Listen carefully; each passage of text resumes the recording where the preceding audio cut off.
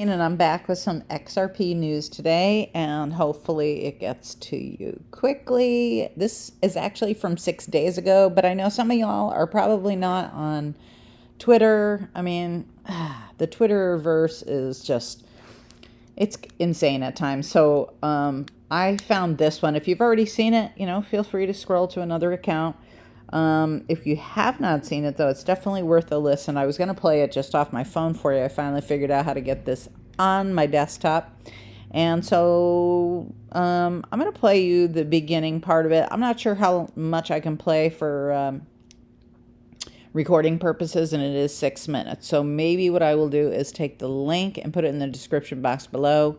Or I'll stop and, give my take on it, and that should break it up enough for it to not be out of the public domain usage thing. I think you're supposed to only use 2 minutes of it. Anyway, let's get to it. Thing happened last week. XRP won its lawsuit against the SEC. So what does this mean? Well, it means that XRP and cryptocurrencies are not a... Exactly, not a security. I mean, this thing has dragged on for over 2 years. Let's keep going. Security. That was the big complaint. Once that was finished, XRP shot up. Oh, man, it had like a 40% jump in hours. And XLM, Still only 71 cents, 72 cents, but let's keep going. I think, boosted as well. We're going to see there's a little bit of gyrations going on there. It might settle down a little bit, but I have a feeling that some of these, in particular like the XRP, XLM stuff, may begin to really take a lift as the bank apocalypse comes into full force. And I agree. And I'm going to add in 2 more coins, but I'll do it at the end. Stay tuned. And what I mean by bank apocalypse is a couple of things. I want to cover a little bit of that today because I follow this stuff, having been in banking. Goldman Sachs announced its quarterly earnings were down 58%. Not only did they not make a profit, they were down 58%. This was massive. And a lot of that was tied into commercial real estate holdings that are just starting to take a bloodbath. Bank of America, Wells Fargo facing massive commercial banking losses. This is commercial properties, office buildings, even retail, and it's affecting all of them. So what's happened is Bank of America has now set aside $847 million to try to cover the next quarter of losses. It's pretty big. Oof, huge. But not to be outdone, but are outdone. Wells Fargo set aside $900 million plus to try to cover their losses. And Chase was even worse. They had to put aside $1.2 billion to try to cover their losses. Dang, these are some big numbers, aren't they? Banks are taking a dump. And they announced that in the last 12 months, $200 billion in deposits have left Chase Bank. Ooh. This is huge, folks. We have huge, and we have the makings of a banking apocalypse. Enough said. Let's keep going. The makings of a banking apocalypse unlike anything we've ever seen in our lives.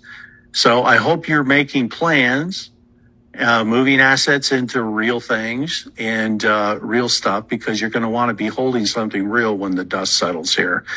I don't know how bad it's going to get, but this is going to make 2008 and 9 look like child's play. Okay. That's a little scary, but yeah, that's a lot scary actually. So, my recommendations is get yourself on cash only, pay off your whatever debt you got. Hopefully you have a paid for home. Hopefully you have a paid for car. I don't know, but those kinds of things. And then, I hate to sound like a prepper, but I will. And I'm a conspiracy theorist on top of it. So let's roll with it. Okay. It's who I am. Stash yourself some non-perishable items, not too many, because, you know what? Listen, I have a propane tank, but I'm not willing to store more than 2 propane tanks out in my storage area. And also, a generator, is run on gasoline, and how much gas are you going to store? These are flammable products, right? So you got to be careful. But you never know what this is all going to come down to. There are people out there who think that, shiz is going to go down. It's going to go down really hard, like he just said, and it's going to be worse than 2008, way worse. And that would leave people scrounging for food, money, jobs, etc., everything. Let's just listen up, though. When the old system comes down, it will come down completely. This is going to be the death of the Federal Reserve System. So you can imagine that it's bad. It will be. But it has to die if we're going to have a future, if we're going to have a new currency, if we're going to have something that magnifies us and launches us forward into a beautiful future. So, and you know what? I wanted to say a few words right here because a lot of people ask me, do I think that cryptocurrency as we currently know it, like this, is going to be around, or are banks going to do their own digital assets, and won't that blow away the crypto market, et cetera, et cetera, et cetera? A lot of this stuff that's going on right now and will continue to go on, I think, is to shake out retail investors. I'm just being straight with you. That's my thoughts on it. But let's carry on. We still have 3 more minutes to go. So those are things that are going on right now. One of the things to watch is when it comes to financial stuff, Germany is on the just a trigger edge of complete financial collapse. They're not saying anything about this, but they are in big trouble. Deutsche Bank, big trouble. We already saw what happened with Credit Suisse. They got swallowed up. God, this is not good news, and I'm so sorry that I'm the one delivering it. I don't like that I am. But you might as well be prepared, right? I mean, I didn't like hearing this the first time I heard it, and then I played it 2 more times, and I was like, oof, I think, you know what, I'm going to have to share this. Oh, and I wanted to give a shout out to a client who actually sent me this TikTok, because I'm on TikTok a little bit, but it and Twitter kind of drive me bananas. So, yeah, let's keep going. And the Swiss government even had to step in and back everything up, to make this deal workable to take out Credit Suisse. Guys, there's a lot of toxic things going on in the banking system in Europe. And it looks like Germany and France economies are about to implode. When they do, and I think it's a certainty, it will eventually happen. Once that happens, I think you're going to see a series of dominoes that's going to, within hours, move to Canada, move to the United States, stock market losses, everything else going on. So there's going to be a lot of... Okay, for those of you who think, wow, this is way too doomsday, I feel the same way. We always seem to catch ourselves, right? The USA or any of these other countries, whether it's artificially being propped up or whatever it is. But this is scary. Okay, I just had to say that because it was starting to freak me out again. This is the fourth time that I'm listening to it. But let's just take it. And, part of this, you got to look up these people: Dr. Charlie Ward, Jason Vanacho, who I believe is the speaker here. Oh God, let's just go. It's going to be rough. Okay. I don't want to sugarcoat this. This is not going to be anything like we're used to seeing. This is why we say, hey, get some water, get some food, have some metals, have a little cash, have something on the hand, because when this begins to hit the first... You know what blows me away? And I'm into precious metals, but who's going to take gold coins or silver coins for groceries? I mean, will it ever come to that? I don't think so.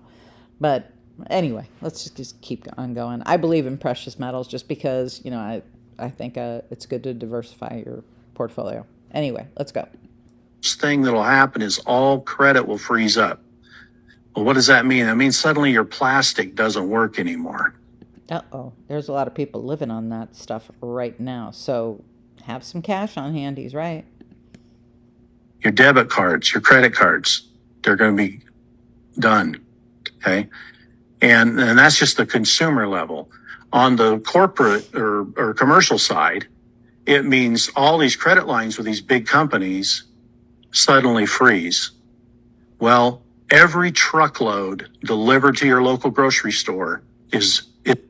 Guess we better start growing our own stuff, huh? Oof. I don't know. That means that's work. And the supply chain getting all that stuff. I don't know how this is going to work. But okay, let's not go too crazy down this doomsday rabbit hole. But let's finish it up. Is delivered on a credit line. So you can imagine there's going to be some disruptions in that. That's why just, stock up, do what you can. I realize not everybody's in a position to be, ready for 3 months worth of supplies, but get what you can. They're going to try to make this as short-lived as possible. I think we're looking at maybe 3 weeks on the outside. Okay. Hopefully it's only a week to 2 weeks. Okay. Of challenges or difficulties as we move through that. Because once the old system is declared dead, now we can introduce new currency, and there will be the opportunity where people can then go to their bank, exchange their money for the new currency. This is hard to believe that this could happen in the United States, but if things go way worse than the great financial crash of 2008, well, you just never know. So I'm doing this one mostly to give out the warning to get prepared, because you never know. Do I think it's going to be exactly this bad? I don't, and I hope that it's not for most people, because it's already, the United States is already in a horrific position. We are a third world country wearing a Gucci belt at the moment, and even during the great financial crash, I was living in California, and most people didn't admit that shit was going down, and shit was going down. Excuse my French. Did I give a shout out to James who sent this to me? This was a client that I had on the phone the other day, moving things from UPHOLD over to his ledger. So thank you so much, James. Really appreciate you forwarding this one to me. And like I said, I follow a few people on TikTok and on Twitter, but there's a lot of nonsense out there as well. So I try to filter it. And we get everything back on track. And it really won't take that long to get back on track, but we're going to have to go through the death nail regardless. There's just no way around that one. So don't want to belabor that point. I just wanted to... Yeah, I think the point's been belabored. But you know what? Now, none of that is good news. And I did ask you to stay to the end because I think you all know, and I want you to do your own research. I don't give financial advice. I simply share what I do and what I research, okay? And I've made several videos about Swift switching to flipping the switch, and Swift will go away. That's in the back end of your online banking. I used to use it years ago when I lived in Singapore and Shenzhen, China, to move money into the United States. It takes 3 to 5 days. It's costly. That's all going to switch up. Now, I don't know if they're going to shut down banking temporarily to, I'm sure it's beta testing in the background and they can just flip a switch one day, but let's say, banking goes down for 1, 3, 5 days, everything online goes down. I don't want you to panic and freak out, because my belief is that they're probably going to do a blackout so that all retail investors, when they bring it back up, will just go, oh, F this. I can't handle my emotions when this stuff happens. I'm cashing out. And that is how they will get you to cash out all of your XRP. Don't do it. Please don't do it. Anyway, the two that, or the 4 that I'll be holding, 6, I told you I'm going to hold on to Bitcoin and Ethereum.